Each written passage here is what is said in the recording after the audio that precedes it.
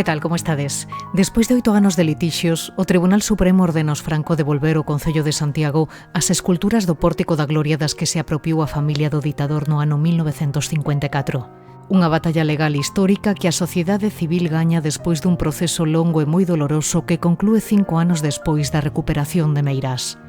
Hoxe, no capítulo 14 da Ferida Aberta no 36, analizamos a recuperación das estatuas do mestre Mateo espoliadas coa axuda da alcaldesa de Santiago, Goretti San Martín, o exrexedor Martiño Noriega, que foi quen presentou a demanda no seu día, e os historiadores Emilio Grandío e Francisco Prado Vilar, que xogaron un papel clave no proceso.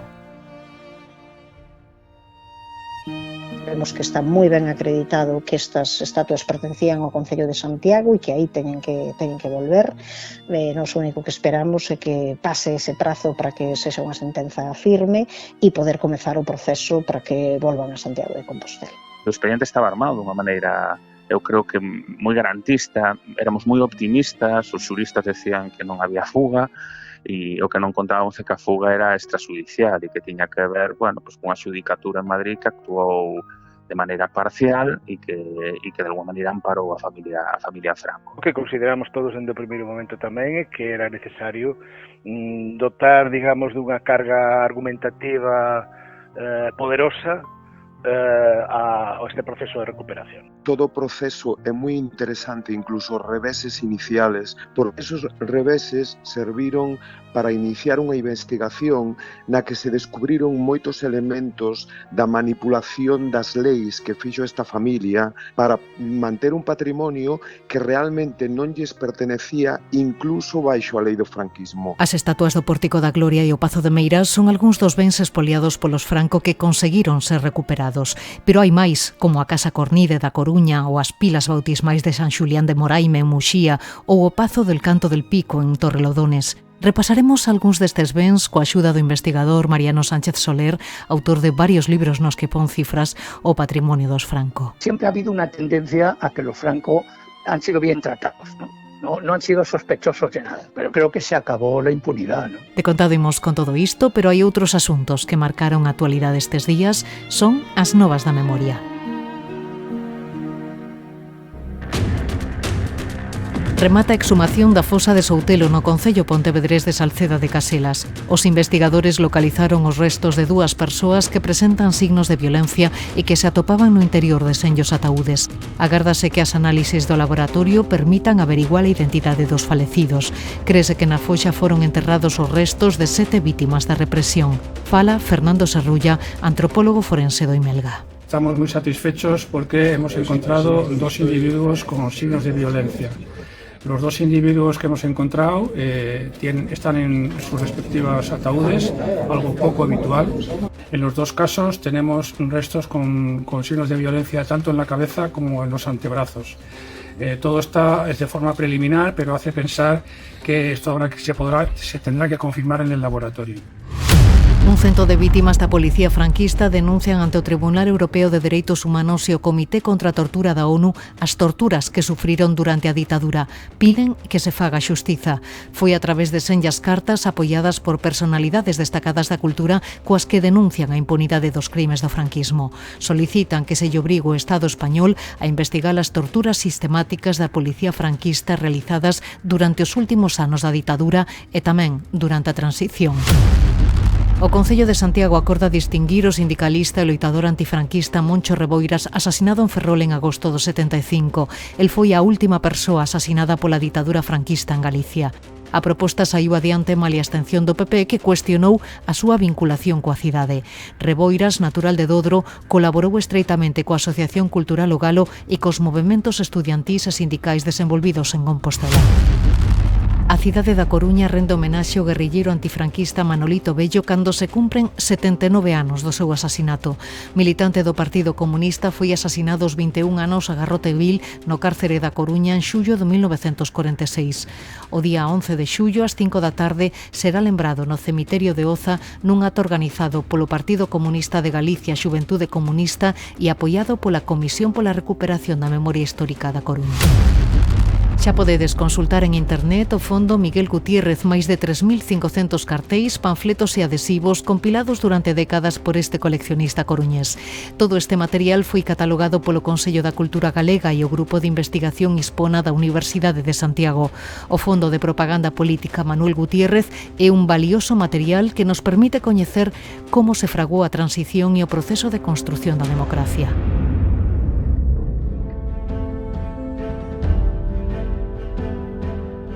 E co gallo do ano Castelao, hoxe coámonos na lectura da obra de Castelao organizada polo Festival Atlántica no Panteón de Galegos e Galegas Ilustres de Santiago. Dous namorados danse o primeiro bico en aquel pazo do Castiñeiro. Ou dende os cabos da Costa Brava da Coruña, onde o mar tece en caixes de camariñas. O fermoso foi de xente que, por exemplo, unha mamá que apareceu cos fillos, coa filla, e entón xogou e ti escoitabas e era o texto de Castelao, pero tamén era o texto dunha nai que está feliz da filla que lle regalou a vida. Pero ademais coñeceremos as pegadas que Castelao deixou en Santiago da man de Carmen Varela, que nos conta anécdotas como estas. El fai eses 6 cursos aí a toda presa, non, en 2 anos, con moi bons resultados, excepto nunha materia que se lle atraganta.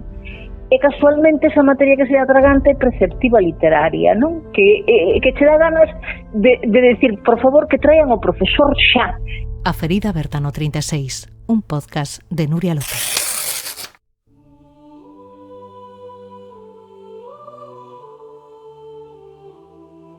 Nunca o mestre Mateo imaxinou que as súas estatuas darían tanto que falar. Aquelas esculturas que deseñou pro Pórtico da Gloria no século XII pasaron de man en man desde entón e acabaron protagonizando un litixio que puxo contra as cordas a familia Franco nos tribunais. As estatuas estiveron unha temporada nos xardíns do Pazo de Fonseca e no século XVIII foron adquiridas polo conde de Ximonde pro seu Pazo de Vedra. No ano 1948, os herdeiros vendéronllas ao consistorio compostelán e 6 anos máis tarde o daquel alcalde doullas os Franco despois de que Carmen Polo se encaprichara delas durante unha visita ao Pazo de Raxoi. As pezas foron instaladas en Meirás, outro ben espoliado polos Franco e que foi recuperado en setembro do ano 2020. 3 anos antes da devolución de Meirás, en setembro de 2017, o Concello de Santiago decidiu dar a batalla nos tribunais para recuperar a titularidade das estatuas. Presentou unha demanda contra a familia Franco, pero os tribunais determinaron que as pezas eran propiedade dos herdeiros do ditador. Abriuse entón un longo e doloroso proceso que conclúe agora, 8 anos despois, coa decisión do Supremo de ordenar que as estatuas do mestre Mateo regresen por fin a Compostela. Falamos xa coa alcaldesa, con Goretti San Martín. Que tal, Goretti? Benvida. Pois hola, moi bo día, pois nada, encantada de estar aquí, e encantada tamén desta noticia, desta resolución do Supremo de devolución das estatuas atribuídas ao mestre Mateo ao Concello de Santiago, de onde nunca deberon sair. Sí, vostede dicía hai uns días que estamos ante unha resolución histórica e moi relevante, non só para a cidade, non, Goretti, senón tamén para o conxunto dos galegos e galegas. Pois sí, a verdade é que esta é unha cuestión que lle afecta realmente a todo o país. É un tema de loita contra o espolio dos Franco, un espolio que ademais tivo pois un momento álxido cando foi, pois nese caso, a recuperación do Pazo de Meirás, algo que tamén está relacionado directamente con un momento en que pois todo o mundo estivo, o movemento cidadán, algunhas administracións, algunhas institucións, historiadores, persoas que eran especialistas en historia, en dereitos xurídicos, en cuestións de recuperación realmente de casos deste tipo, e que finalmente puxeron todo o seu bo saber para que puidese ser unha realidade pois esta devolución. Eso foi nese momento, na etapa de recuperación de Meirás, e eu creo que exactamente igual que cando foi esa recuperación, pois todo o país se alegrou. O certo é que non deixamos de recibir pois felicitacións, e a xente non acaba de sair pois dese asombro que significa por fin despois de tanto tempo, porque é certo que había pois unha certa resignación, non, a que isto non puidese acontecer. Ambos foron procesos moi longos e coido que tamén moi dolorosos, non? Porque en todo momento tentouse desacreditar aqueles que loitaban pola recuperación pro ben público destes dous elementos, non, Goretti? Pois sí, a verdade é que inicialmente, cando a Comisión para a Recuperación da Memoria Histórica da Coruña empezou coas súas marchas cívicas sobre Meirás, pois moita xente dicía que non pagaba a pena, que había que cerrar páxina, que iso xa estaba, e pouco a pouco, co traballo de moitas persoas, foise capaz de decir, de probar o que pasara.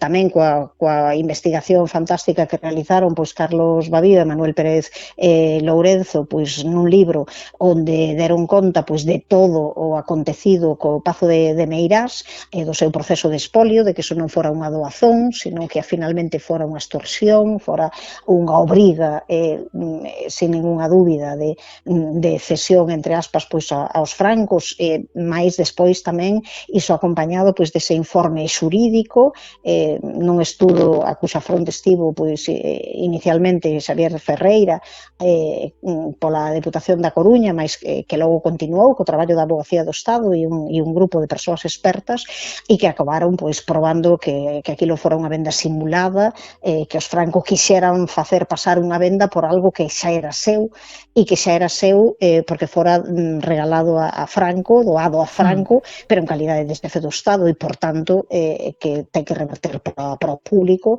que non é propiedade familiar. No caso das estatuas, tamén había, eu creo, que unha certa idea de que aí era mellor non tocar nada.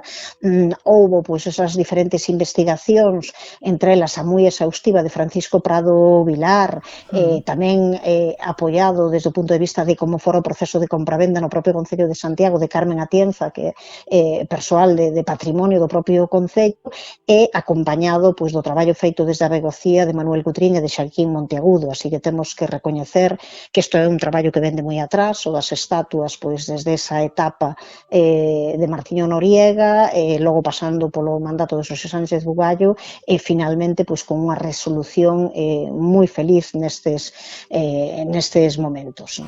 Alcaldesa, temen que a familia Franco presente recurso?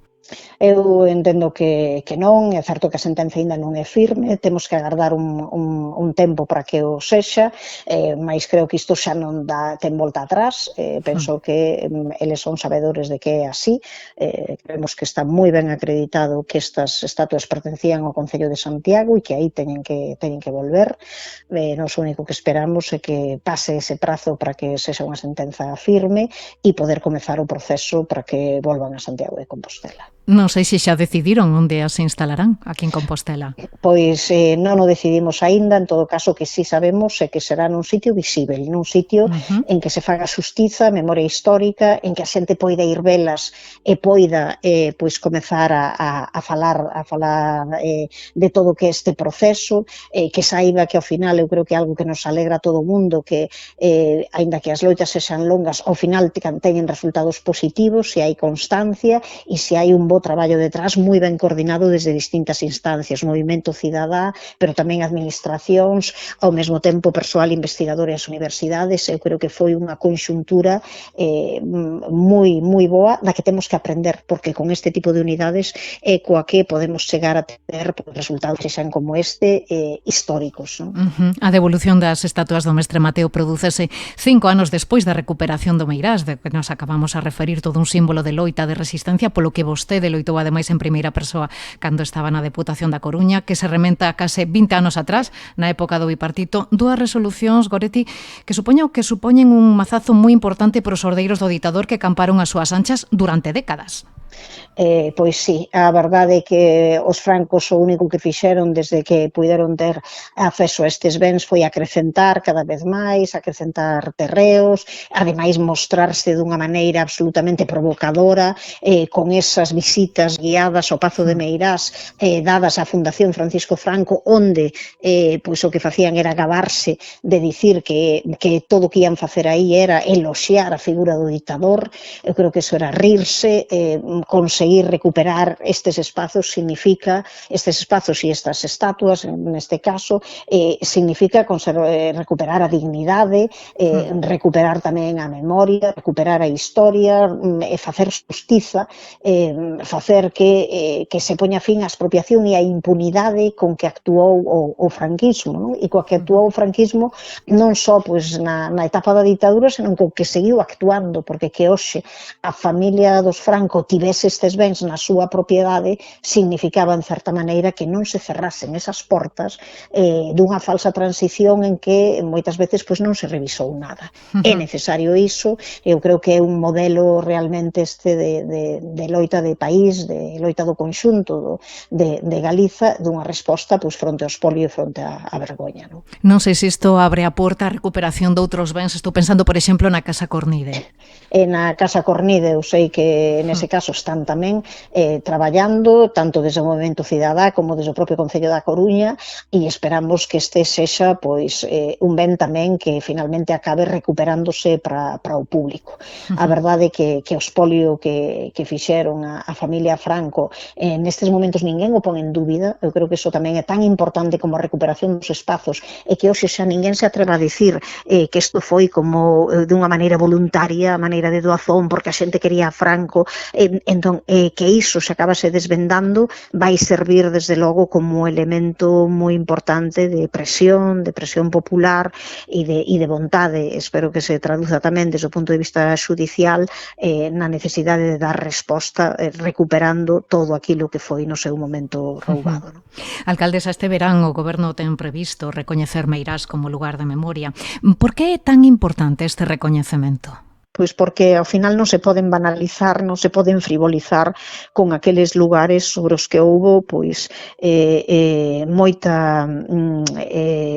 drama, moita traxedia, aí houbo expropiación a familias, pensemos tamén pois nesa frivolización que se fixo coa illa de San Simón, un lugar que foi ao final espazo, lugar onde estivo presa moita xente, onde acabou falecendo, vivindo nunhas condicións inhumanas, pois tamén o Pazo de Meirás, símbolo pois dese paseo glorioso da ditadura, encantada de quitarlle as terras a outras persoas, de facerse con elas de maneira absolutamente ilícita, ademais de simular un proceso de venda, por tanto de enganar ao conxunto da poboación. Eu creo que iso é moi importante, significa ao final unha victoria colectiva. Creo que temos que camiñar dicindo que podemos estar un pouco máis satisfeitas, non? De estar aquí neste momento formando parte. Eu creo que ademais unha rede moi grande de persoas, de colectivos e de administracións deste proceso de recuperación.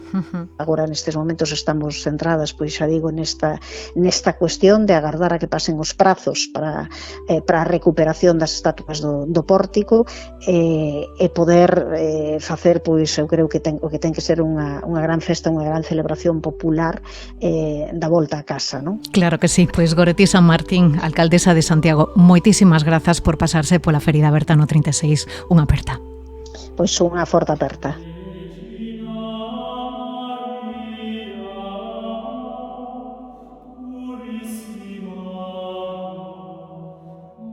A decisión ditada polo Supremo pasado mes de xuño pecha un proceso que abriu o consistorio compostelán no ano 2017, nos tempos nos que Martiño Noriega de Compostela Aberta ostentaba a alcaldía.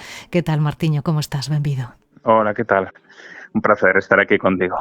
Igualmente. Que sentiches cando leches a resolución do Tribunal Supremo? Pois foi como viaxar no tempo, non? É dicir, eu estaba na consulta de atención primaria, onde estou na actualidade, levo xa ali 4 anos no Centro Saúde en Fontiñas, e era preto do mediodía, estaba rematando a quenda da mañán, e un amigo mandoume a sentencia, e bueno, foi así como un impacto, como por unha parte unha alegría grande, porque por fin se fixera xustiza nun tema que nos deixara a moitos moi mal sabor de boca, e por outra banda tamén unha certa melancolía do feito de ter tido que agardar tanto a que iso acontecera, non? Case unha década, non? Sí. Pero bueno, en definitiva creo que a alegría gañaba a melancolía. Eu lembro perfectísimamente o momento no que o Concello de Santiago presentou a demanda. Tamén lembro perfectamente o entusiasmo co que Martiño Noriega me foi explicando punto por punto os argumentos desa demanda naquel despacho do Pazo de Raxoi. Martiño, nese momento ti xa eras consciente do paso de xigante que estaba dando o Concello, non? Que por primeira vez plantaba cara aos herdeiros do ditador. Sí, non sei se consciente ou, como diría o meu avó en paz descanse, inconsciente, non? Porque, claro, enfrentábamos a familia Franco, ni máis ni menos, non? Unha familia que gobernou o Estado nun regime dictatorial e que logo amparouse un pouco no proceso da transición e do acordo para sobrevivir e manter unha posición de privilexio despois de todo o acontecido, non? E iso implicaba tamén pois o espolio en moitas ocasións de cuestións patrimoniais do público para beneficio deles mesmos. Era o modus operandi porque todo comenzaba e remataba neles. Entón, cando nós temos coñecemento das dúas pezas, porque isto acontece xa que no 2016 organízase no Museo do Prado unha especie de exposición da obra do mestre Mateo con pezas diversas, non só as públicas, sino pezas de coleccionistas particulares, e ali nos decatamos, porque o Concello estaba ali como parte implicada no evento, de que había aquelas dúas pezas, e chega a min esa información de onde viñan esas dúas pezas que foran, de alguna maneira, titularidade do Concello de Santiago. E é aí onde empezamos a armar un expediente con a axuda de xuristas como Quim Monteagudo, ou de historiadores como Gurriarán ou Lorenzo Fernández Prieto, que de alguna maneira intentara demostrar o que todo o mundo sabía, que era que as pezas eran do Concello de Santiago. E cales crees que foron as claves para conseguir agora esta resolución favorable do Tribunal Supremo desa argumentación que se fixo 8 anos atrás? Bueno, creo que é unha argumentación que desautoriza, non? Tanto na primeira instancia o Tribunal en Madrid como logo a Audiencia Provincial ali en Madrid no recurso, non? Desautoriza un proceso que foi claramente irregular, non? O expediente era impecable, había demostración da titularidade, había acta notarial de como chegaran as pezas ao Concello de Santiago, había de alguna maneira todas as reservas dese acta notarial na que se poñía como condición, o Conde de Xemonde poñía como condición que as pezas non saíran nunca do termo municipal, e non había saída das pezas a titularidade da familia Franco, ainda que todo o mundo sabía que foron unha das visitas que facían eles ao redor do 25 de xullo, cando a muller do ditador, a Carmen Polo, se lle ocurriu encapricharse cas pezas e pediríase polo aquel entón alcalde, e pasaron a Casa dos Francos sin ningún tipo de procedimento legal, nun proceso claramente irregular. Entón a peza era... a peza do expediente estaba armado de unha maneira, eu creo que moi garantista, éramos moi optimistas, os xuristas decían que non había fuga, e o que non contábamos é que a fuga era extrajudicial e que tiña que ver, cunha xudicatura en Madrid que actuou de maneira parcial e que de alguma maneira amparou a familia Franco. Logo, a propio Lorenzo Fernández Prieto fixo saber que a xuíza do primeiro dos xuízos era unha xuíza con unha liña familiar vencellada a un colaborador íntimo do xeral Franco durante a Guerra Civil, que o propio franquismo estivera en eventos da súa familia permanentemente, e aí de alguma maneira atamos fíos e chegamos á conclusión de que aquel xuicio onde se nos maltratara, digo literalmente, se estaba ali o historiador Peñín que era unha eminencia e que non pudo casi nin falar, as probas non foran tido en conta, incluso negábanse cuestións evidentes como a identificación das propias pezas en documentos históricos que estaba sorprendente que o fixera, non? Entón, eu creo que o Supremo ven a decir que aqueles procedimentos foron polo menos irregulares. Eu creo que non vai máis alá, pero moi contundente na súa resolución e dá por bo o expediente presentado e dá por bo a demanda. É dicir, todo o traballo que se fixo non foi en balde, ainda que houbera que esperar 8 anos a que iso acontecera. Sí, houve moitísimos atrancos, moitísimas dificultades e moi poucos aliados, non? Porque daquela nin o goberno central nin o autonómico, os dous estaban en mans do Partido Popular, é dicir, non había o clima favorable tampouco para que a xustiza falara a favor, non? Sí, é certo que no Concello de Santiago se houberon unanimidade, non? É dicir, e ademais hai que ter en conta que este procedimento foi previo de Meirás, non? De alguma maneira abriuse a espita e deuse como a primeira batalla e curiosamente o primeiro que se pecha de maneira definitiva porque o posicionamento supremo non admite recurso, é o punto final, non? Ora o que hai de alguma maneira o que lle toca ao novo goberno municipal é xestionar a chegada das pezas, ubicación e ese tipo de cuestións que non son menores. Pero bueno, eu coido que máis alá de que sí que se vivía nesa soidade que ti comentas política, había unha certa unanimidade, logo outra cousa eran os poderes fácticos, non? E como algunha xente sacou punta dun proceso irregular e veu a culpabilizarnos de que xeramos expectativas e que ao final iso non iba a ningún lado, cando máis alá da vontade política que tiñamos e da decisión que eu tomara personalmente ao falar con Quim Monteagudo, co xefe de asesoría xurídica e cos historiadores de que o expediente tiña que ser consistente. Bueno, máis alá de todo iso, bueno, pues había esa vontade de poder volver a Santiago, que era patrimonio de todos e todas. E facilita esta resolución a reclamación doutros bens que permanecen en mans aínda da familia Franco, como, por exemplo, a Casa Cornide? Eu creo que sí, porque xera precedente. Xera precedente porque ven a dicir, e eu aquí perdome máis, pero Monteagudo podría explicarlo moito mellor, que os bens que son de patrimonio público, vale, de titularidade pública, non prescribe o feito de que unha familia a título individual en algún momento poida facerse con eles, non prescribe a reclamación para que volvan ao público, non? E entón, nese senso, eu creo que esta sentencia é histórica e ainda non somos conscientes da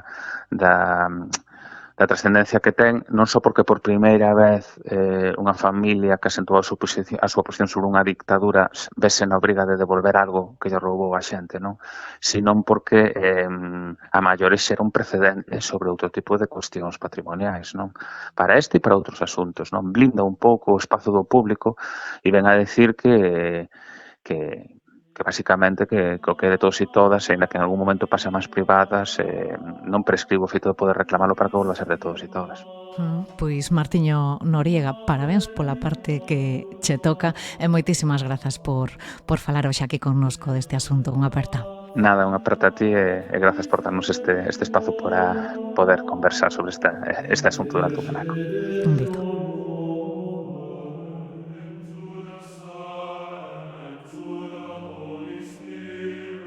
O proceso para a recuperación das estatuas do Mestre Mateo foi longo, tamén moi doloroso. A demanda presentou na Concello de Santiago en 2017, pero despois de varios reveses, no 2020 o Concello e a Xunta crearon un grupo de expertos que traballaría co obxectivo de reclamarlle aos Franco a titularidade destas pezas. E á fronte deste grupo estaba o historiador Emilio Grandío. Que tal? Moi boas. Hola, boas, que tal? Non sei en que pensou, que sentiu cando coñeceu a sentenza do Supremo, despois de tanto tempo de traballo. A verdade é que foi unha sorpresa moi agradable, non? A verdade é que, bueno, a primeira sensación era un pouco de, digamos, de contrariedade, non? Polas primeiras sentencias, non? Polas primeiras terminacións. A verdade é que foi unha sorpresa moi agradable, non? Que elementos foron claves para convencer o Alto Tribunal de que estas dúas estatuas eran as do Mestre Mateo e irán do Concello de Santiago, non da familia Franco? Cales foron as claves para convencer nesta ocasión o Supremo? A ver, eu evidentemente non estou dentro do Supremo, por suposto non teño claro, digamos, 100%, non? O que determinaron o que non. Sí, pero hai un traballo detrás no que sí estuvo colaborando. Sí, no, o que che podo comentar é o traballo feito, sí. Non? A ver, o traballo feito, como ben decía tamén Goretti xa dende o principio, non? Un traballo de moitísima xente. Traballa moita xente, algunha aparece máis, outra aparece menos, pero dende logo un traballo de un colectivo amplio, independentemente das cuestións políticas, académicas ou tal, cada quen dentro do seu ámbito. A verdade é que entendía que, bueno, unha cuestión deste estilo, como que unhas estatuas foron levadas desta maneira, non? E que seguirán sendo expostas, non? Como propiedade da familia Franco, pois tiña a súa cuestión que considerar. O traballo que se fixo dende que se constituiu a Comisión de Expertos, cando se crea a Comisión de Expertos, estábamos nunha situación un pouco entre camiños, digamos, non? Cunha sentenza negativa, bastante negativa, e cunha perspectiva de xuntar esforzos, de seguir un pouco o modelo, se permite, o modelo Meirás, no sentido de agrupar a moita xente de distintas institucións, de distintas organizacións, etc., precisamente para recuperar un ben público, non? Como son as estatuas do Mete Mateo. A partir de aí, o que plantexamos durante varias reunións nese comité de expertos foi chamado comité de expertos, non? Sí. Foi un pouco, realmente xuntar esforzos, ver como estaba a situación naquele momento. Pero sobre todo que consideramos todos dende o primeiro momento tamén que era necesario dotar, digamos, dunha carga argumentativa poderosa a este proceso de recuperación, non? É dicir, había que justificar, entendo que explicar tamén como fora o proceso, máis alá de que aquelo se fixera nunha ditadura e máis alá de que non houbera, digamos, títulos de propiedade da familia Franco, non? Había que explicar como era esa época, que se producía naquela época, na práctica, e trasladalo digamos, a actualidade democrática, ¿no? Para entendernos. Xa digo, foi un esforzo colectivo moi, a verdade que moi gratificante e que serviu, ao final, entendemos que serviu para que isto se producira, non? Porque se dera a volta, digamos, esta resolución. Vostede mesmo acaba de mencionar o caso de Meirás, non? A recuperación das estatuas procese 5 anos despois de ter recuperado Meirás. Non sei en que medida foi importante esta experiencia e que supón Meirás no proceso para a recuperación dos bens expoliados polos Franco. A ver, eu creo que máis que en conxunto, máis que exclusivamente para os bens expoliados polos Franco, creo que o proceso Meirás un pouco porque marca pauta, non? Porque en 2020 hai unha sentencia moi favorable, non, nese sentido, marca pauta no sentido da liña de recuperación, posteriormente tamén outro xuízo respecto dos bens materiais, non, que existen dentro do Pazo. Agora mesmo tamén temos a sentenza respecto das estatuas, e algún outro elemento que queda evidentemente por aí de todos os procesos que se iniciaron, pero que todos van realmente nun mesmo camiño, non? E realmente, máis que a cuestión da familia Franco, creo que marcar unha liña entre dictadura e democracia, non? Eu creo que ese é o propósito que nos animou a todos, ese é o propósito no que estábamos todos, e que elementos con prácticas evidentemente autoritarias, no sentido en que foi feito naqueles anos, evidentemente non se poden justificar a día de hoxe, nin se poden actualizar, non? Mais alá de que o dereito de propiedade, as leis sobre a propiedade non tiveran un tránsito neste sentido, non? Dende a ditadura da democracia. Pero creo que é máis importante que únicamente a cuestión das propiedades da familia. Marca como ben dice tamén a sentenza de Meirás de 2020, marca un carácter, unha definición de unha sociedade que está suficientemente, digamos, educada, culta e que pode entender perfectamente que ese foi un proceso do seu pasado, pero que neste presente non se pode admitir, non? O que quero decir é que vai máis alá da cuestión dos bens. É unha autodignificación, digamos, da cidadanía, da cultura democrática, non? E dos valores e pautas democráticos en este país, non? En Galicia e tamén en España en conxunto, non? Agora o Concello de Santiago ten que decidir onde sitúa as estatuas. A alcaldesa xa nos dixo aquí que sería nun lugar moi visible para que todo o mundo poida disfrutar delas. De que protección deberían gozar de agora en adiante estes elementos? Entendo que, teñen que ser protegidos ao máximo nivel, non? É dicir, uns materiais deste estilo artísticos evidentemente deberían ser tremendamente protegidos, sobre todo desde a perspectiva tamén de que poden ser precisamente porque todos estes procesos foron tan sinalados, poden ser obxecto de calquer tipo de agresión ou de consideración que saltaría inmediatamente á luz pública, non? Non é realmente o obxectivo, non? O obxectivo é precisamente amosar que eses bens pertencen ao público, pertencen á sociedade no seu conxunto, porque é un valor cultural absolutamente asumido e que pertence á sociedade galega no seu conxunto, non? Non sei se tamén algunha reviravolta por parte dos Franco ou recurso ou algunha saída extraña, porque ata sempre se resistiron a cumprir cos mandatos, non? Pasou co réxime de visitas de Meirás, coa Casa Cornide declarada Vic, porque esa resistencia a aplicar a lei e a evitar que se aplique o que dictan os tribunais? Pois non sei, eso teredes que preguntarlo a eles, evidentemente. A verdade é que, bueno, é casi unha pauta, non? Dende o principio que empezamos con estes procesos, é unha pauta bastante frecuente, non asumir as sentenzas firmes a facer un proceso de constante recurso, non? Eso terías que preguntarlo a eles, non se entende como non se entende moitas das cuestións, por exemplo, que utilizan na súa defensa, non? Mas ben a inexistencia de cuestións para a defensa. Tras Meirás e as estatuas, chegou o momento de que a Casa Cornide pase a máis do Concello da Coruña? Se debería estar fai tempo. Estas cuestións, como creo que estamos vendo absolutamente na realidade, eu, a miña opinión persoal, e así transmitir a todo o mundo que me preguntaba nese sentido, é que hai que aproveitar a ola. Hai que aproveitar as olas porque tanto por cuestións políticas, estrictamente políticas, como por cuestións estrictamente sociais, por cuestións económicas, por cuestións de cambio de ciclo, non? Que como estamos vendo hoxe en día, as circunstancias son propicias en determinados momentos, non? A Casa Cornide, claro que debería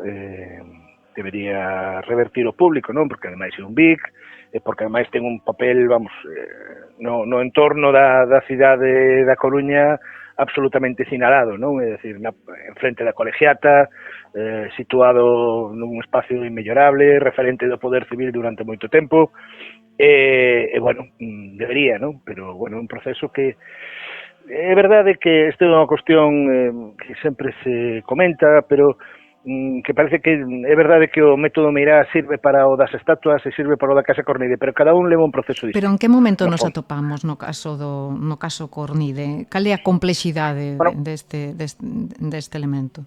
Bueno, a complexidade, eu entendo, a ver, o proceso foi o mesmo que o de Meirás, é dicir, en principio se elaborou un informe histórico, posteriormente, a partir deste informe histórico, se plantexou con máis cousas, se plantexou a protección, a solicitude de protección como BIC,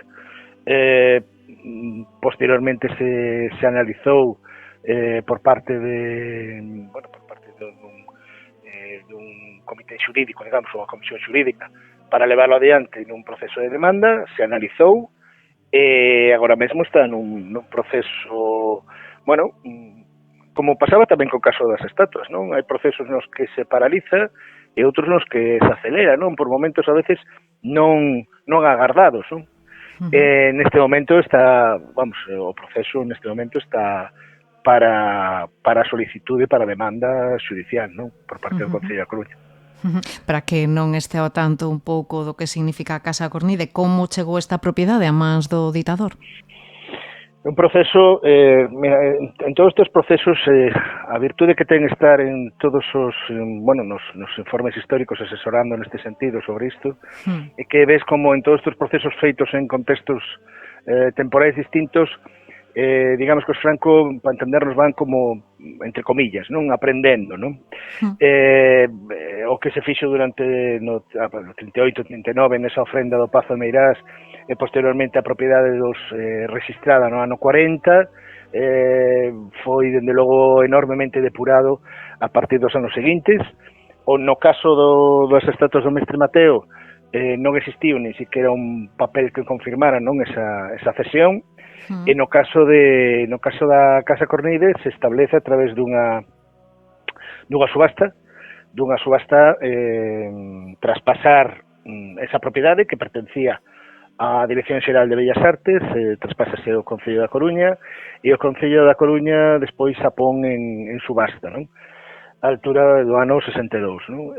Nesa subasta participa Pedro Barrio de la Maza e outro, digamos, un persoaxe máis que nada para ofrecer estas, para participar na subasta. Barrieda de Maza gaña, 3 días despois se lle traspasa, teóricamente, Barrieda de Maza vendelle a Carmen Polo a Casa Cornide por un valor, non sei, ahora mesmo non me acordo, pero creo que unha octava parte do que pagou pola subasta, non? Pero nun proceso absolutamente rápido de 3 días entre venres e luns, entre venres e luns, o sea, non é 3 días, pero un par deles non contaban casi, non?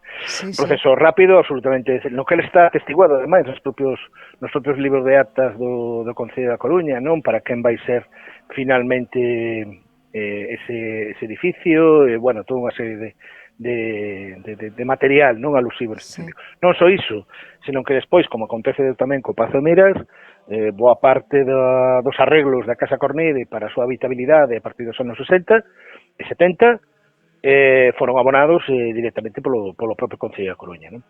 Quer decir, é toda unha... É a diferencia entre unha xefatura, digamos, política, un presidente de goberno democrático e un xefatura de política dunha ditadura, non? Dun ditador, non? Está claro. É dicir, a práctica está moi por riba da teoría, por moito que a teoría a veces nos tal, pero todos sabemos, todos coñecemos que traballamos neste período, que a práctica é o único que existe, non? Prácticamente. Se se quere, non? Sobre todo estes niveis, non? O Goberno ten previsto declarar este verán Meirás e a illa de San Simón lugares da memoria. Vostede que coñece ben o que significan estes enclaves, nomeadamente Meirás, que supón, Emilio Grandio, este recoñecemento? Por que é tan importante? Home, a xente ten que, volvo a insistir no que te decía anteriormente, non? Eu creo que non é a recuperación cara ao público dun pazo ou dunhas estatuas ou dun edificio, non? É algo moito máis simbólico, non? É unha cuestión de dignidade, de converser en dinámicas comuns e pertencer a unha sociedade que pensa en colectivo, non? Non é asimilable, non pode ser asimilable neste contexto, nun contexto democrático, evidentemente que os dictadores ou as estruturas da ditadura únicamente por ter poder, evidentemente creo que hai unha diferencia moi clara. Iso teria que ser feito real. Os lugares de memoria son lugares nos que, se exaltan evidentemente uns determinados valores, non? Non son lugares de ditadura, non son lugares de exaltación da ditadura, son lugares que exaltan ou que, que visualizan valores de carácter democrático.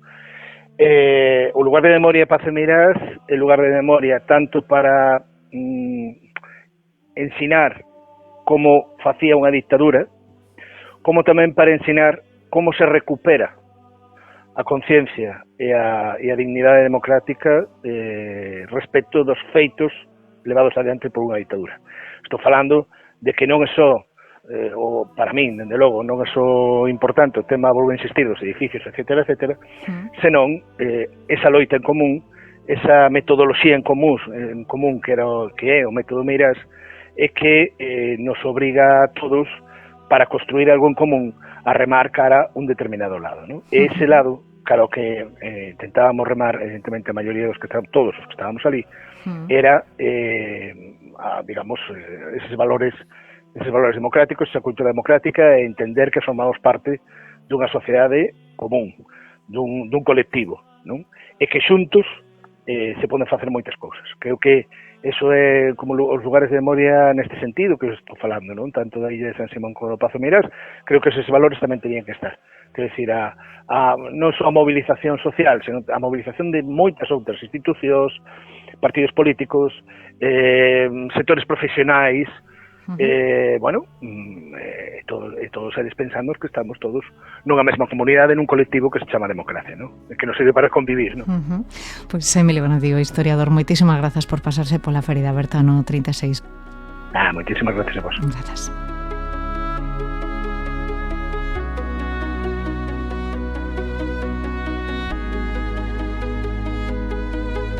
O investigador da Universidade de Santiago, Francisco Prado Vilar, é un dos maiores expertos no Pórtico da Gloria, doutorado en Historia da Arte en Harvard, docente en varias universidades europeas, coordinou o comité para a restauración desta obra inmensa do mestre Mateo.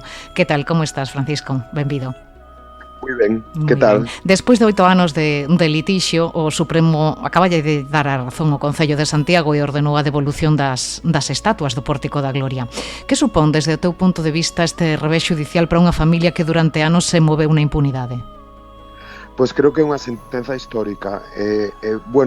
Todo o proceso é moi interesante, incluso os reveses iniciales que se recibiron cando se demandou a familia Franco, porque esos reveses serviron para iniciar unha investigación na que se descubriron moitos elementos da manipulación das leis que fixo esta familia antes da morte do dictador e despois da morte do dictador para manter un patrimonio que realmente non lles pertenecía incluso baixo a lei do franquismo. Entonces, se hai algo positivo nos reveses judiciais que levaron que tivéramos que reclamar as esculturas ao Tribunal Supremo e que se pudo facer público a impunidade desta familia, porque ata entonces había todavía esa percepción de que como había unha transición da lei á lei, que baixo o franquismo se cumpliron as leis, e que esta familia legítimamente por esta transición sin ningún tipo de elementos punitivos contra o que fixo o Franco durante toda esa época, que tiñan unha serie de soporte legal para o patrimonio que apropiaran. E isto viuse que non era así.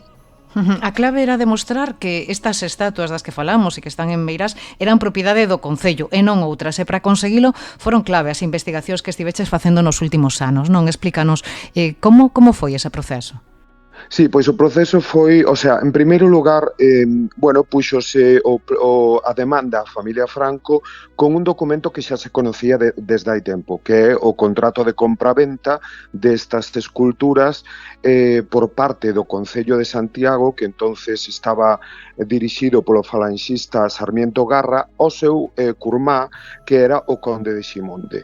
Entonces, este contrato de compra-venta xa se coñecía, pero nunca se actuara para demandar judicialmente con isto. Entonces, en principio, parecía que estaba todo moi claro, que é un contrato de compra-venta dunhas esculturas e que o Concello de Santiago, tendo este contrato, e como se sabía que a familia Franco non podía ter ningún tipo de documentación porque estas esculturas non estaban no mercado, pois que se gañaría.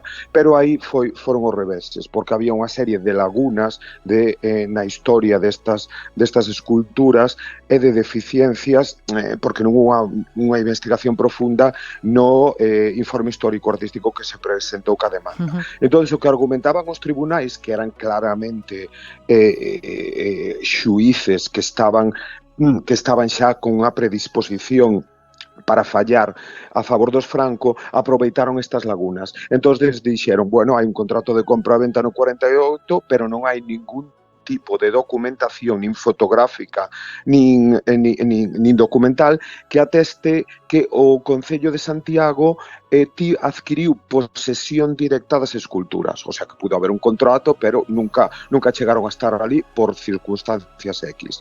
Entonces, despois tamén alegaron os Franco que estas esculturas estaban na súa posesión públicamente xa dende o ano 61, na que figuraron no catálogo da Magna Exposición de Arte Internacional de Arte Románico como propiedade do xefe do Estado. Isto hai unha figura legal que cando un ten a posesión dunha peza e esa posesión é pública e nadie reclama, adquire uns dereitos inmediatamente que se chama usucapión. Entón, presentando eso, claro, os xueces encima que estaban xa tratando de buscar calquer resquicio para darllas a Franco, pois fallaron continuamente no seu favor. Entón, eu descubrín os documentos que xa eliminaban estas dúas variables que eran esenciais. En primeiro lugar, fun ao Museo de Pontevedra, porque sabía que no dossier que se tiña xenerado para a compra por parte do Museo de Pontevedra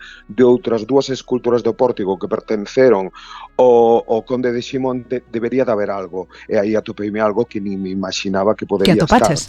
Sí, pois unha carta de Filgueira Valverde a Sánchez Cantón, porque o Museo de Pontevedra ten o arquivo completo de Sánchez Cantón, que foi un personaxe fundamental, director do Museo de Pontevedra, despois director do Museo do Prado, un personaxe fundamental que se carteaba continuamente con Filgueira Valverde, porque os dous eran pontevedreses e moi orgullosos do seu museo.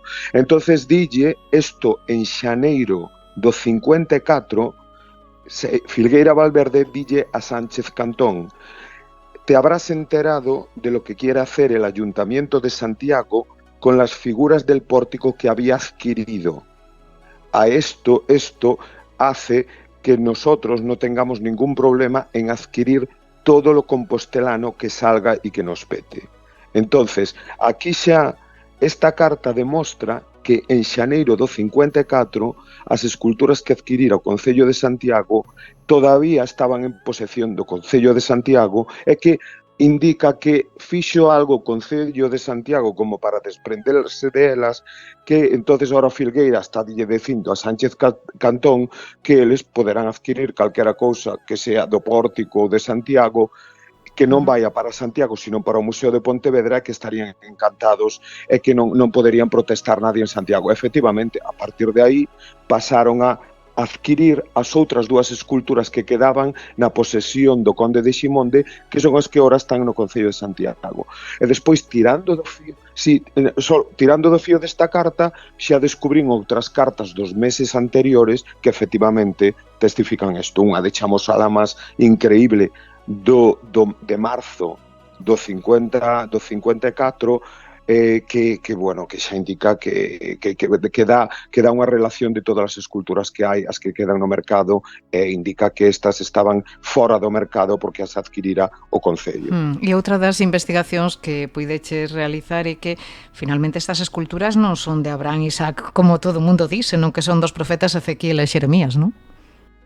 Sí, bueno, isto é unha cuestión que eu xa, o sea, o meu proxecto é realmente a reconstrucción da fachada. Eu identifiquei todas as esculturas da fachada e onde estaban, que é importante tamén a cuestión da identificación iconográfica, pero tamén da definición estructural das esculturas, porque moito tempo creuse que estas esculturas eran estatuas columna, entonces a xente non sabía cantas estatuas columna habería no exterior da fachada, porque se conservan estas, cando se quitaron, pero son estatuas sedentes, son completamente diferentes ás do interior do pórtico, e teñen outra configuración estructural e incluso compositiva. Eu demostrei que ao ser estatuas sedentes eran de jamba plana, o sea, estarían situadas nas jambas planas donde se houbera portas situaríanse bisagras. Entonces, por que conservamos este grupo de 6? Porque son as que se quitaron en 1526 cando se puxeron portas ao nartes do pórtico. Entonces xa temos aí perfectamente localizadas. Bueno, dixérase como hipotéticamente que podían ser Abraham e Isaac, pero eso é imposible, porque non hai unha sola portada románica ou protogótica na que Abraham e Isaac se represente pois como dous señores maiores con barba. O sea, Isaac é o fillo de Abraham, incluso en portadas como estatuas columnas representase Isaac como un neno, e bueno, eu por unha argumentación estructural e iconográfica chego á conclusión de que son Ezequiel e Xeremías, que é unha argumentación con moitos elementos que eu non teño dúbida de que son e que explico no meu libro do Pórtico da Gloria, da reconstrucción da fachada. Se xa como for, estamos falando dunhas estatuas que, como acabas de explicar, desde que foron concebidas polo mestre Mateo, deambularon dunhas mans ás outras, pero por que ese interese dos Franco por facerse con elas? Sabemos? Sí. Bueno, eu polo que analicei foron varias circunstancias. O sea, por unha parte, eles tiñan moito interés en todo relacionado coa catedral. Para eles, no franquismo, a catedral de Santiago convertiuse en un icono, non? Un icono da sobrevivida a idea de Santiago Matamoros, da reconquista, da unidade de España e de loitar pola unidade de España. Entonces, para eles era un lugar fundamental da liturxia, non? Entonces estaba eso en torno a eles, pero había outro elemento que era efectivamente a transformación do Pazo de Meirás en unha gran representación de todos estos elementos identitarios que vinculaban a Franco a Galicia. Entonces, desde que se reacondicionou o Pazo para que ocupara Franco, xa aí hubo un montón de inclusión de simbolismo galego aristocrático, que se levaron trozos de pazos e todo isto. Entonces aí, por unha parte, esta familia que non tiña ese pedigrí rodeaba o seu novo pazo de todo este pedigrí. E que lle faltaba? Pois a cuestión das esculturas. Entonces, no ano santo do 54, eu creo que foi unha combinación de elementos. Hai estas esculturas aquí que témolas un pouco almacenadas, que non sabemos que facer, e alguén pois dixo, pois sería maravilloso que estuveran no Pazo de Meirás ali para pois como un elemento máis vinculando a Franco ca cristiandade con Santiago, de cara a montar a súa identidade familiar, pero tamén ante embaixadores e todo isto. Hai 5 anos recuperouse Meirás para o dominio público despois de tamén un litixio bastante dilatado no tempo. As estatuas Meirás súmanse esa listaxe enorme de propiedades, non, que aínda posúe a familia do ditador e que foron sustraídas de formas moi singulares, non, como estamos comentando, non?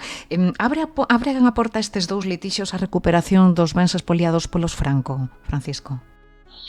Bueno, o caso é que hai tantos bens que eles venderon xa e que non se sabe onde está. Por exemplo, cando fixen a investigación destas esculturas, que tamén hai un capítulo moi importante que está no especial do Consello da Cultura Galega sobre estas esculturas, é que pasou con estas esculturas cando estaban en Meirás e que había en Meirás. É unha cousa que calquera poda ver é que Meirás, como residencia oficial que era, recibía constantemente embaixadores que levaban regalos continuamente.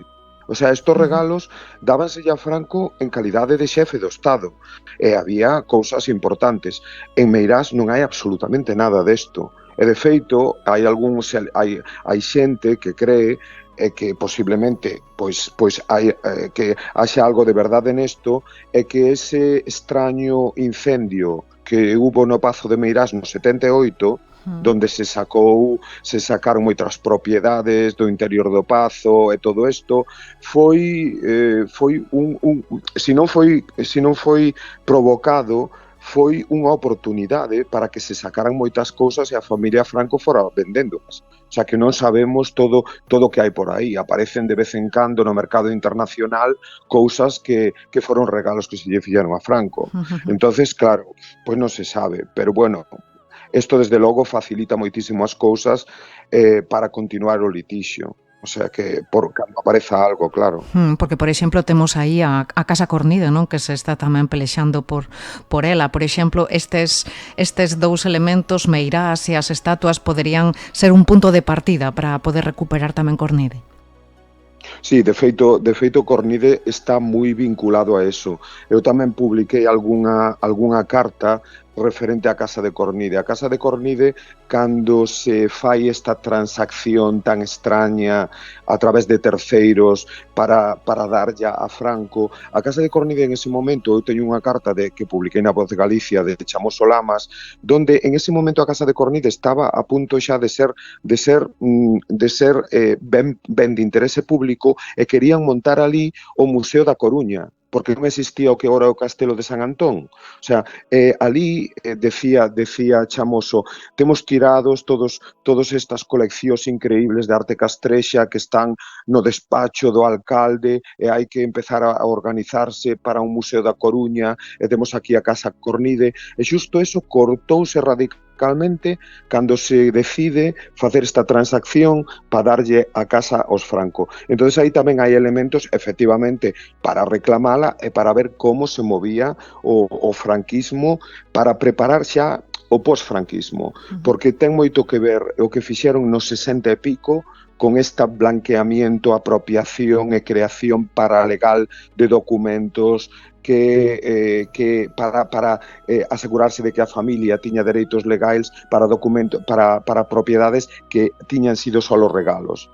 E aí tamén ven, por certo, que non comentei antes, o fraude que descubrín na inclusión das esculturas no catálogo da exposición do 61, que todo en esa época deuse conta o xefe da Casa Civil de Franco, Fuertes de Villavicencio, que é un personaxe fundamental, que foi o albacea do testamento de Franco, deronse conta das esculturas estaban ali, vamos, en calquer momento podían sacarllas, porque estaban de préstamo prácticamente por ser bens públicos. E aí é onde decidiu metelas, obligar aos comisarios a metelas no catálogo, cando non estaban expostas na exposición. E, bueno, descubriu unha serie de cartas fascinantes de como se presiona aos comisarios para meter as esculturas no catálogo. E, bueno, é unha cosa increíble, os comisarios dicindo, eu teño medo, a ver se non nas vamos a incluir, e temos consecuencias, o sea, documentación destas que te crees que non existiría, pero gracias a estos arquivos epistolares pode verse. Está claro que o capítulo da recuperación dos bens expoliados queda aínda moito por escribir. Moitísimas grazas, Francisco Prado Vilar, por achegarnos toda esta información. Grazas e unha aperta. Moitas gracias a vos, gracias.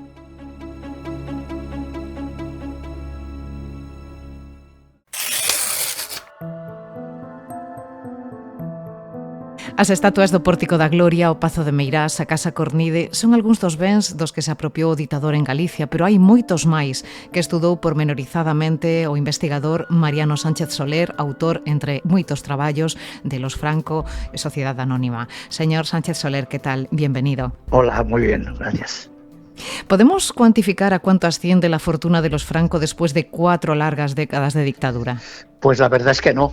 Se puede hacer una estimación, o varias, pero la verdad es que ha sido uno de los grandes misterios, porque cuando murió Franco se especuló que podía tener 1.000 millones de pesetas, otra gente publicó más, y la única posibilidad es seguir el valor de los inmuebles, de los que sabemos, porque tampoco es posible, ¿no? Los regalos que recibieron durante 40 años, o sea, es muy complicado, es muy complicado. Se dijo periodísticamente que unos 600 millones de euros, pero eso no es científico, por decirlo así. ¿Y cómo consiguió reunir semejante fortuna? ¿Qué métodos empleaba, teniendo en cuenta que siempre se nos vendió la idea del franquismo sinónimo de austeridad?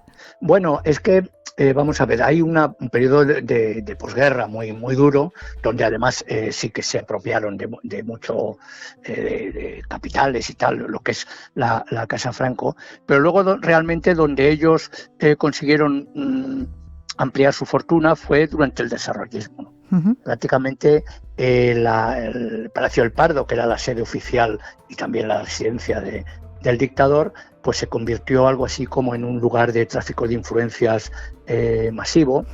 Y bueno, pues se utilizaron los métodos de ingeniería financiera que luego se pusieron tan de moda, ¿no? Pues, por ejemplo, las propiedades no estaban a su nombre, estaban cubiertas por sociedades anónimas, ¿no? Sociedades anónimas que se dedicaban al tema inmobiliario, ¿no? A la compra y venta de terrenos y en fin. Y prácticamente seguir el rastro ese ha sido bastante complicado, ¿no? Pero vamos, yo lo seguí, para que te hagas una idea, había digamos, las propiedades que estaban a nombre de Franco, por ejemplo, directamente, como el Pazo de Meirás, ¿no? Como por ejemplo también el Palacio de la Casa del Viento en Torrelodones, en Madrid, que habían sido regalos, entre comillas, al dictador, pues eso sí que sabía que era de Franco. Pero por ejemplo luego su finca favorita en Valdefuentes, que es lo que se han hecho ricos, ¿no? Porque ha sido lo que ha permitido el boom inmobiliario, les ha servido para multiplicar el capital que tiene. Bueno, pues eso era de una sociedad anónima que se llamaba Explotaciones Valdefuentes Sociedad Anónima, y todo el mundo sabía que era directamente de Franco, ¿no? La casa de hermanos Becker, le digo para que se vean los ejemplos, ¿no? Sí. El edificio de hermanos Becker, que fuera el domicilio de la familia después de la dictadura, bueno, pues eso era de una empresa que se llamaba Ursaria Sociedad Anónima, que además de tener ese inmueble, tenía pues apartamentos de lujo en lo que era la Avenida del Generalísimo, propiedades vamos, yo cuantifiqué unas 20 propiedades, una cosa así, bajo las siglas de Usuria Sociedad Anónima. Otra de las empresas instrumentales que ellos utilizaron pues se llamaba Comercial Flores. Quiero decir que una cosa es lo que se llamó la herencia, que es lo que dejó a sus nietos por ser capitán general, jefe del Estado, etcétera, etcétera, y que había ahorrado durante su vida, ahorrado también entre comillas, y otra cosa es las propiedades que la familia consiguió gracias a esa situación de privilegio absoluto, ¿no? Y del mundo de los negocios. Hay que tener en cuenta que ahí hubo un cambio radical en la familia, que fue el momento en que el secretario particular de Franco es el tío del marqués de Villaverde, es José María Sánchez Sancho, que le llamaban el mago del Pardo, sus propios allegados, y que es el hombre que teje alrededor de la familia pues una telaraña de empresas, intereses, compras, que es lo que les ha hecho ricos, ¿no? Prácticamente. Y bueno, esa es un poco la historia, ¿no? Lo que es increíble que ya pasaron casi 50 años de la muerte del dictador, ¿cómo es posible que no se le haya metido mano a todo esto? Bueno, porque era legal. Vamos a ver, es que hay una cuestión concreta, es que eran sociedades anónimas legales cuyo presidente era José María Sanchís, o sea, el secretario particular de Franco, y como secretario del Consejo Familiar estaba Luis Gómez Sanz, que era un abogado y notario, ¿no? Quiero decir que hasta que muere José María Sanchís y llega la democracia, no aparecen en la dirección de las empresas, no aparece el nombre de los Franco. Eran testaferros, ¿no? Eran testaferros de su... pues de ese emporio, esos negocios que montaron de esa manera, ¿no? Entonces, claro, es muy complicado. ¿Por qué? Pues porque, claro, está el anonimato de las sociedades anónimas y está ese tipo de movimientos, ¿no?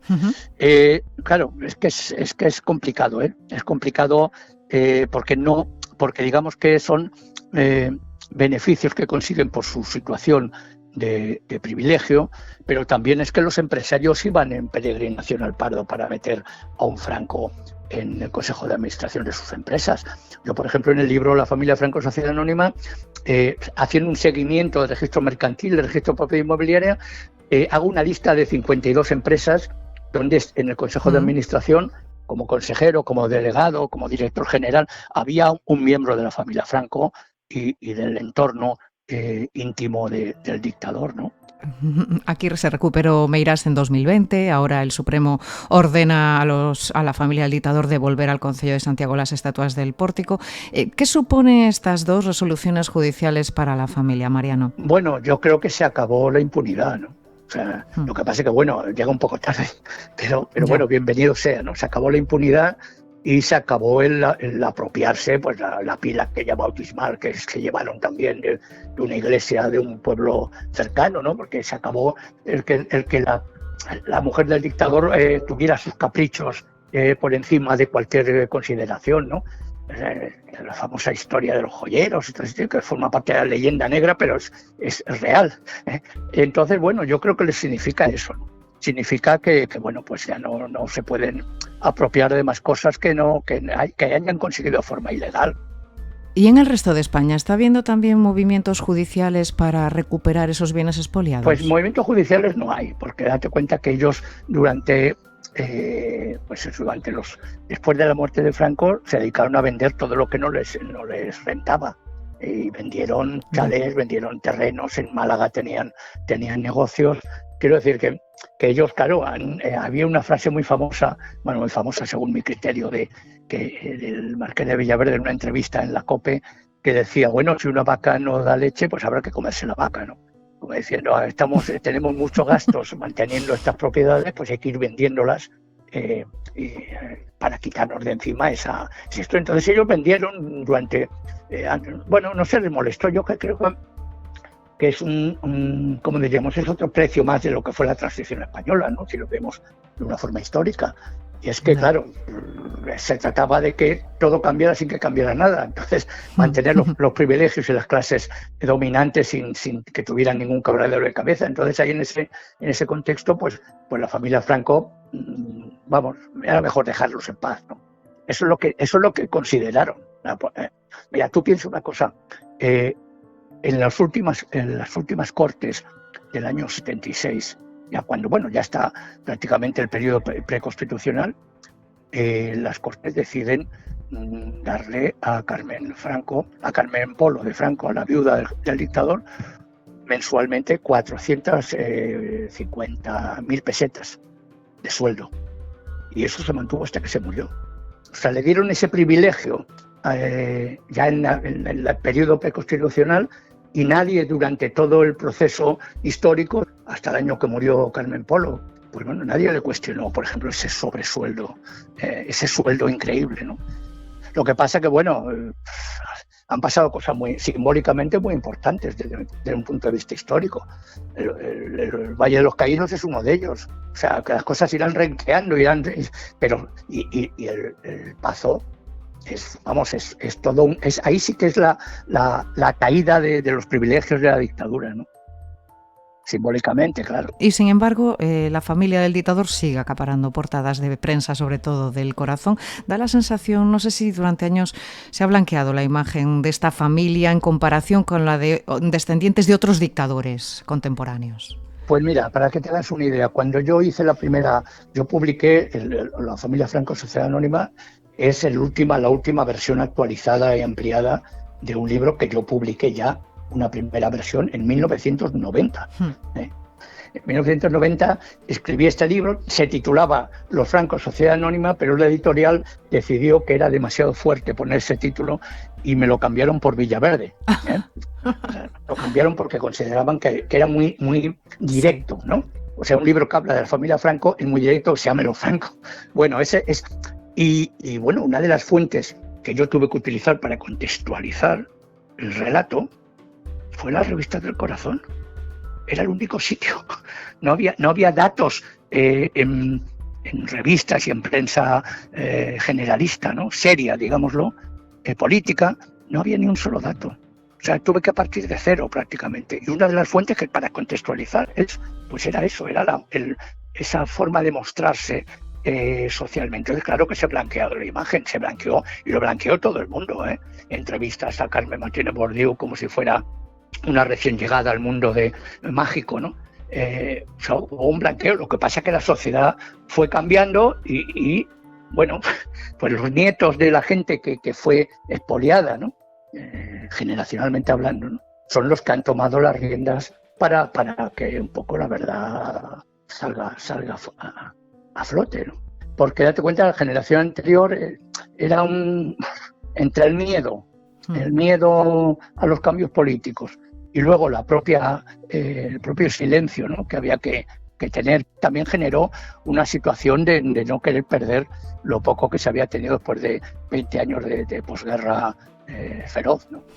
Pues Mariano Sánchez Soler, muchísimas gracias por contarnos todo esto y por pasarse por aquí. Un abrazo fuerte.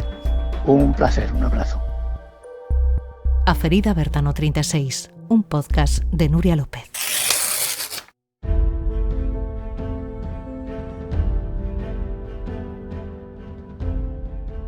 Aproveitando que andamos por terras de Compostela neste capítulo da Ferida Bertano 36, queremos facer unha parada na igrexa de San Domingos de Bonaval, onde o pasado 1 de xullo asistimos á lectura pública da obra de Castelao. Foi co gallo do Festival Atlántica, un festival internacional de narración oral que nun mes move ata 50 artistas e 85 funcións en 25 puntos diferentes de Galicia. O festival arrincou o 13 de xuño e desenvolvese ata 11 deste mes. A fronte del, Soledad Felloza, que tal? Moi boas. Moi boas, que tal? Bueno, como está sendo a acollida, Sole? Bueno, verdade é que non temos queixa, como diría outro, pero bueno, si son sincera, teño que decir que ha sido unha gozada, realmente. O cariño da xente, do público, pois bueno, son esas cousas que dis cando estás facendo, ás veces tes algunha dúbida, pero despois que falas co público, pois xa marchan todas. Genial. Claro, claro. Facía referencia eu a esa actividade que tivo lugar en Compostela, en San Domingos de Bonaval, unha actividade, supoño que tan emotiva, non? Porque, ademais, forma parte dun festival no que se demostra o valor da palabra, a palabra como construtora de discursos, como motor de cambio, como elemento pacificador, non? É o que vos intentades transmitir con este festival. Sí, Atlántica ten dende xa fai moitos anos, dende que naceu, pois unha teima que é reivindicar a palabra, ese valor da palabra, non? Lembramos os tempos en que a palabra tiña valor, non só polo compromiso que implicaba, senón tamén porque era o testigo, era realmente o rexistro que tiñamos da nosa historia.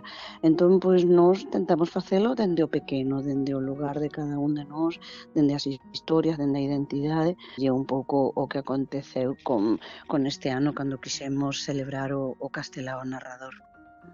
Sí, porque poucos autores hai que dominaran tamén a palabra como o castelao, a palabra como esa arma poderosa, tamén perigosa, que é quen de cambiar o rumbo de todo un país, non? Sí, bueno, de feito, tivemos unha brincadeira entre Goretti San Martín, a alcaldesa de Santiago, e eu, porque o día anterior tocoume a mí contar, que normalmente non son de contar no festival, pero este ano o corpo pedíame contar, e entón eu contara unha historia que é de Uruguai, onde nacín eu, dun home que estivo preso por ter ideas ideolóxicas.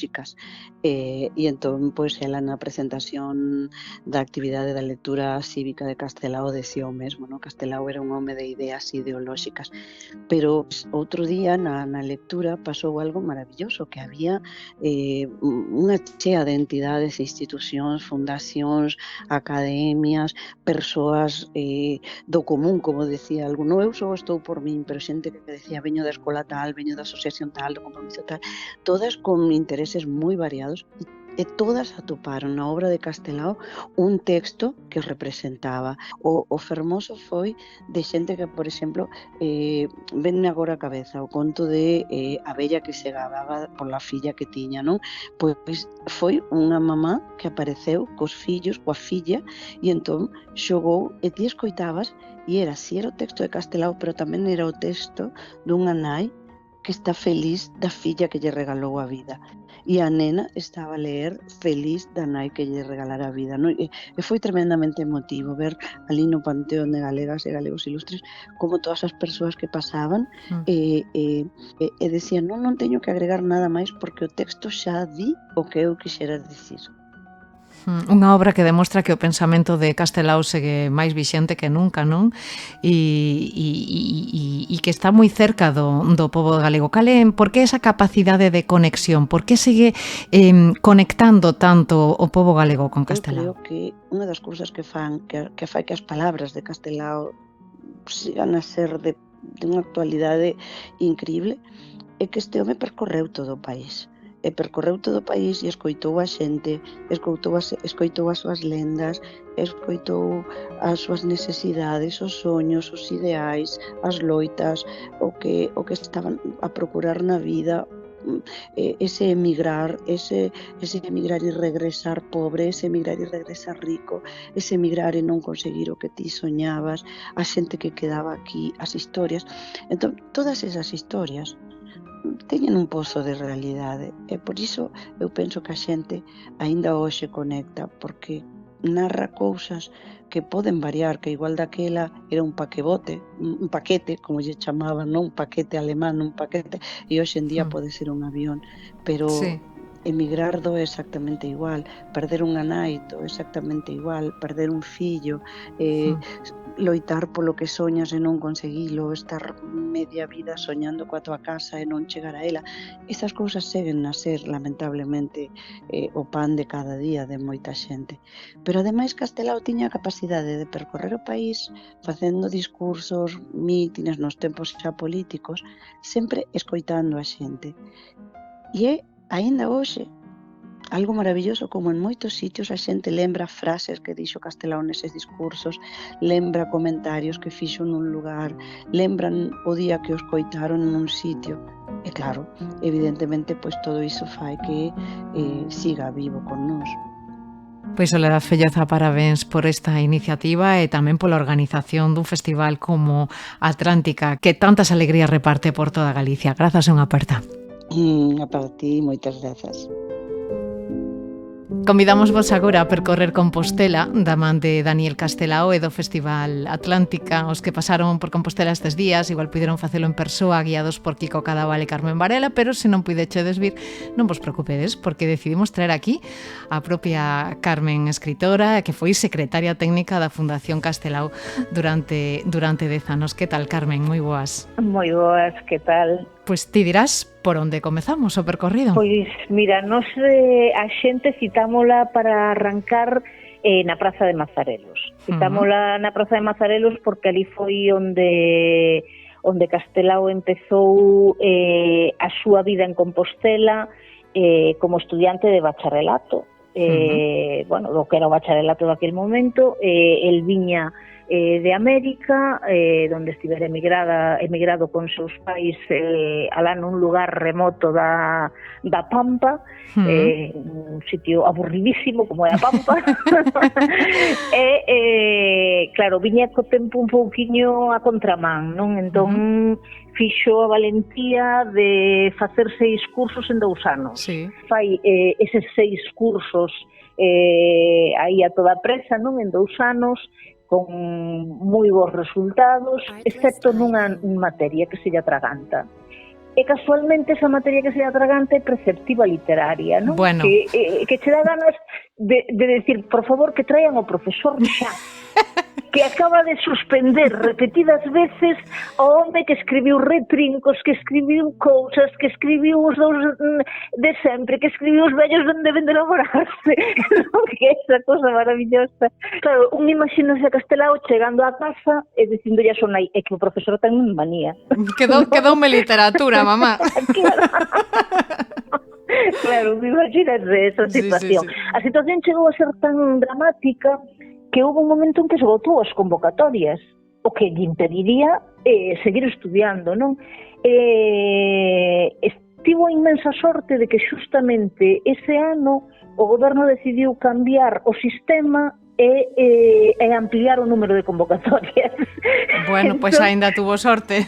Claro, entón puido reenganchar, non? Foron 9 anos, non? Os que pasou en Compostela, o cantos anos pasou? Sí. El conta hai un artigo preciosísimo que se chama Miña Compostela, que xa escribe no exilio, fai un recordo deses 9 anos en Compostela, non? Vai recorrendo, fíxate, non tanto as rúas ou os monumentos de Santiago, senón os recordos que ten el da xente que coñeceu en Santiago, dos tipos populares de Santiago, aqueles serenos que en Santiago se chaman os villeus, aqueles callos que comían na casa das crechas, aqueles viños que tomaba en tal taberna, el vai contando todo iso xa no exilio, sabendo que nunca máis vai volver a pisar as rúas de Compostela, e sabendo que todo aquilo xa eran recordos os que nunca máis había de volver, non? E nos imos facendo un percorrido por todas esas rúas, non? Pois imos a Rúa do Castro, que está ali ao lado de Mazarelos, que foi un dos primeiros sitios onde el viviu. Sabemos hoxe, sábese que viviu en moitas casas de Santiago, tivo a típica vida de estudiante, non? Sí. Esa vida que tivemos todos cando fomos á Universidade de Santiago, que andábamos, pois este ano vivimos... De casa en casa. Claro, na República Argentina, e o ano que ven en Romero de Anaya, e o seguinte, pois... Claro, pois el tamén viviu así, bueno, non recorremos todas as casas nas que viviu porque sería facer, vamos, unha chea de kilómetros, pero entre as curiosidades que lles contamos a xente que, por exemplo, un dos anos tiña cuarto dentro do Pazo de Raxoi. Que curioso.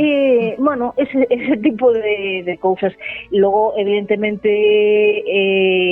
os Castelao houve un momento en que puxeron casa por eles na Rúa de Bautizados, evidentemente recorremos lugares que son fulcrais no que é a vida de Castelao, non? Evidentemente imos a onde estivo o Seminario de Estudos Galegos, el que tanto lle aportou ao seminario por ali había que pasar. A Facultade de Medicina, non? Supoño, ou non? Pero é que a Facultade de Medicina naquel momento estaba en Fonseca, cando ele estudiou. Entón, pues bueno, ali tamén lle falamos, claro, da súa época de estudiante, de como caricaturizaba os profesores, os mestres profesores, eso ás veces pois xeneraballe algunhas enemizades, algún que outro problemilla. E logo viñan as asignaturas suspensas. Exactamente, logo viñan os disgustos, non? Claro, e logo había que buscar pois unha cuña que lle axudase a aprobar aquela asignatura que se lle atragantara por culpa dunha caricatura, non? E recurría pois ás veces ata o seu zapateiro, non? Porque o zapateiro coñecía a muller do catedrático que daba histoloxía, el fixera unha caricatura e o catedrático mosquearase. Bueno, estas cousas, non? Esa vida un pouco de tuna tamén que el fixo de universitario, da que un pouco renegou, pero ao mesmo tempo pois bueno, o alimentou para outras cousas, non? Poder ir ás feiras os xoves, ás feiras de Santa Susana, a ver os tipos populares que logo el debuxaba, non?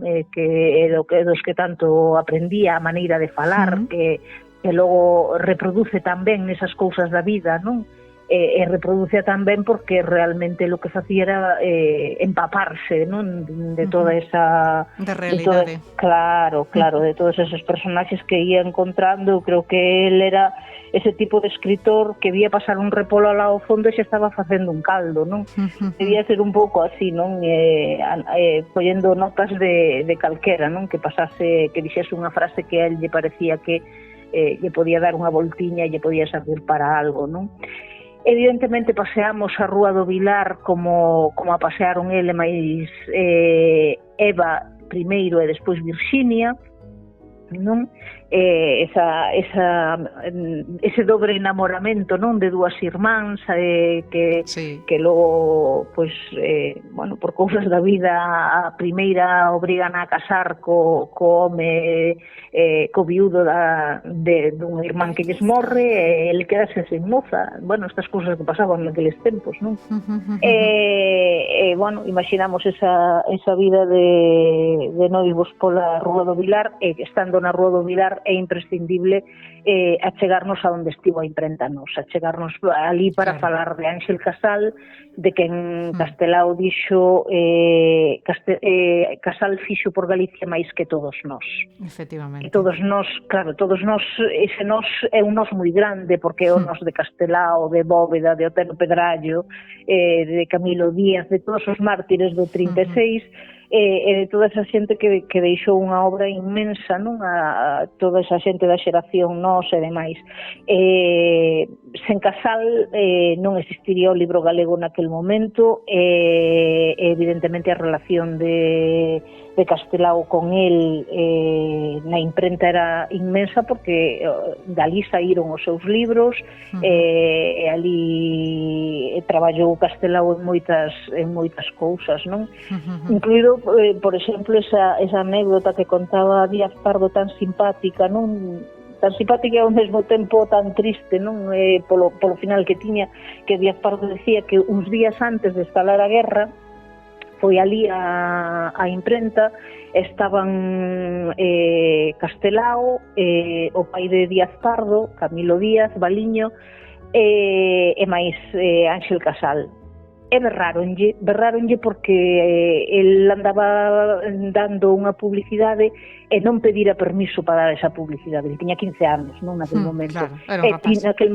En aquel momento ti tiñas que ir ao concello e decir, mira, vou repartir estes folletos, quero permiso para repartir. E el facía sin permiso, sin nada. Entón, Casal, que era o alcalde de Santiago, pois dixo, isto non o podes facer, tens que ir ao concello, teñoche que decir malo permiso, e claro, dixolle que eran uns carcas, que a onde iban así, que eso non sei que non sei canto. Claro, decía despois Díaz Pardo, claro, chameille carcas a meu pai, a Casal e a Castelao días antes de que Castelao tivese que exiliarse, e Casal e meu pai fosen pasados polas armas, non?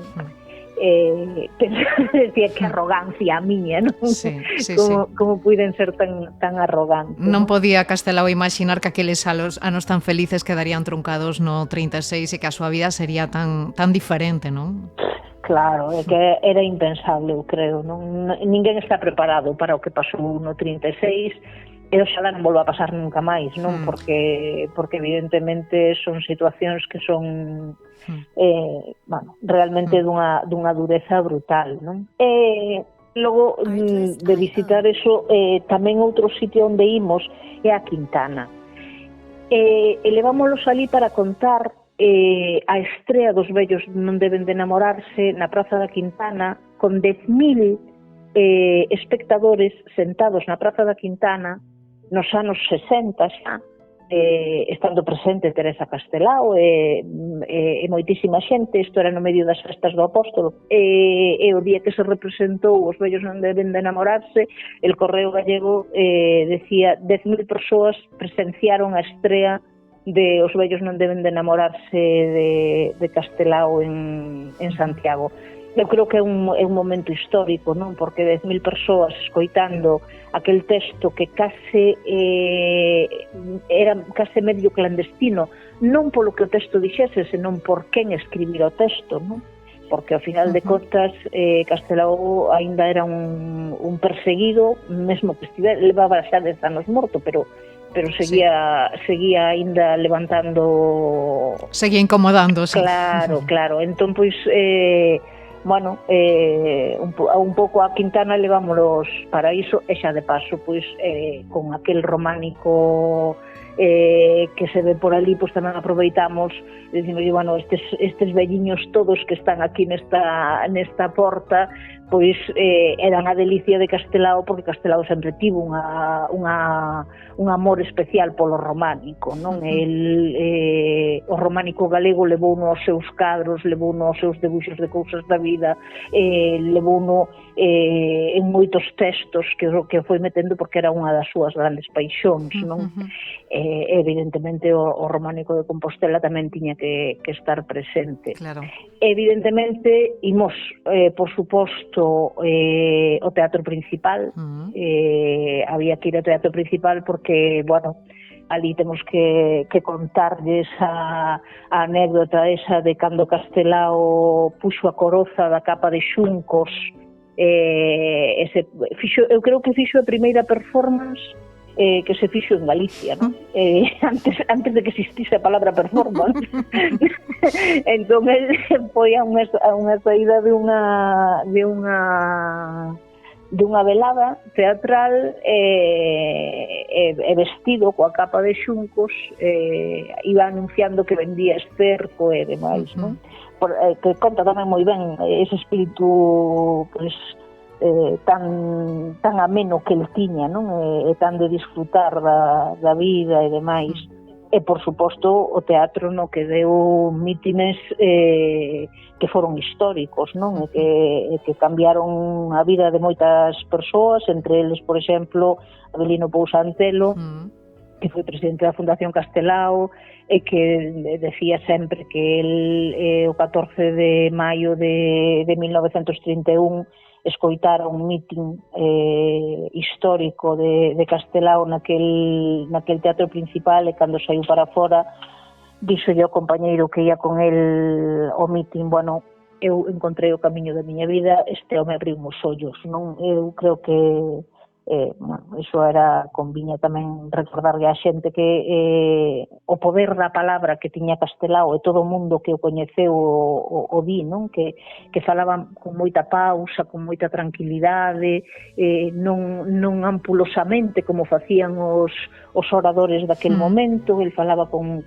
moita normalidade, pero calaba. Debía facer con un corazón tan a flor de pel que chegaba a mensaxe, non? E aquí repousan os seus restos no Panteón de Galegos e Galegas Ilustres, onde chegaron no ano 84 procedente de Bos Aires. Que pensaría el? El imaginaría que descansaría en Compostela, Carmen? Pois, que non sabe, non? eu son das que... Que tanta controversia xerou, non? Aquela decisión. Eu son das que cando a xente di, pois Castelao se hoxe vivise, e digo, pero meu Deus, que non sabe, non? Efectivamente. Fiémonos do que dixo cando estaba vivo e non tratemos de imaginar tanto que diría hoxe, non? A ver, eu creo que evidentemente el de alguna maneira, pareceme a min, estaría orgulloso de repousar ao lado de restos como os de Rosalía, como os de Brañas, como os de Asorei, como os de Domingo Fontán, que son xente ben querida para el, non? Creo que non é un sitio que lle tivese que resultar extraño, non?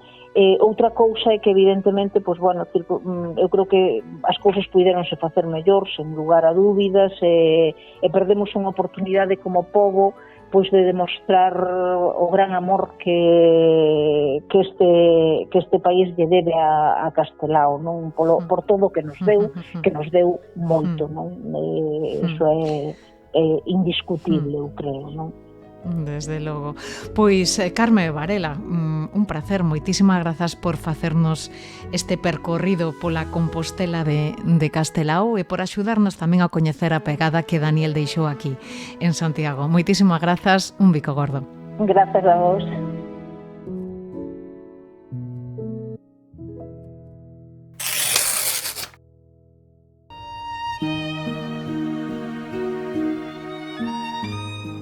Pois ata aquí chegamos. Grazas a todos e todas por acompañarnos. Moi pronto regresaremos na Ferida Aberta no 36 con máis historias como esta.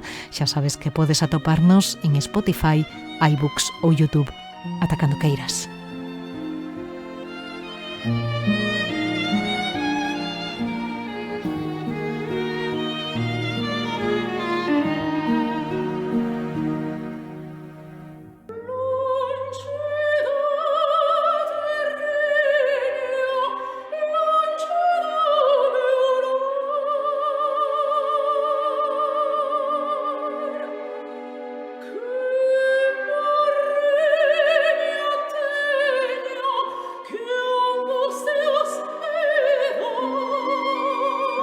A Ferida Aberta no 36, un podcast de Nuria López.